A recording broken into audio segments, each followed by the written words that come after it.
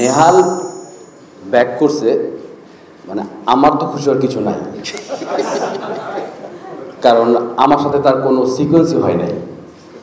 17 থেকে মানে আজ অবধি পর্যন্ত নেহালের সাথে আমার কোনো সিকোয়েন্স হয় নাই, বা আমি ব্যাচেলার পয়েন্ট মানে ব্যাচেলার বাসায় আমি তো স্থায়ীভাবে ছিলাম না।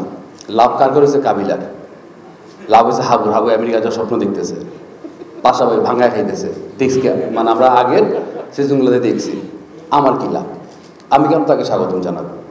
এই জন্য জানাবো, যখন আমি ব্যাচেলার পয়েন্টে ঢুকি, যখন আমি বজরা বাজারের জাকির হই, তারপর থেকে আমি যেই সেটে কাজ করছি বা ভাই ব্রাদার যারা ভালোবাসে আমাদেরকে, যাদের সাথে দেখা হয়েছে, সবাই বললে ভাই নেহাল ভাই কই, নেহাল কই, উনি কি আসবে না?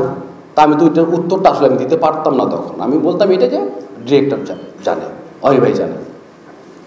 তো বাট নেহাল ভাইয়ের সাথে আমার এর আগেও মানে ব্যাচেলার পয়েন্ট ছাড়াও কাজ হয়েছে। ব্যক্তিগত মানুষ হিসেবে উনি ভালো মানুষ, এটা বলতে বলছিনি আমাকে, তো বললাম। না আসলেই মানে আমার অলরেডি পলাশও মানে কাবিলা হাবু অলরেডি বলে দিয়েছে যে একটা সিকোয়েন্সের কথা। ওই সিকোয়েন্সটা আমিও দেখছি, কারণ সিকোয়েন্সটা আমার সাথেই ছিল। তো দেখার পর আমাকে অমিভাই দেখায়নি, আমাকে তহিদ দেখাইছে। দেখার পর আমার কাছে আসলে আমিও নিজেও খুব ইমোশনাল হয়ে পড়ছিলাম যে কী সুন্দর কাম ব্যাক।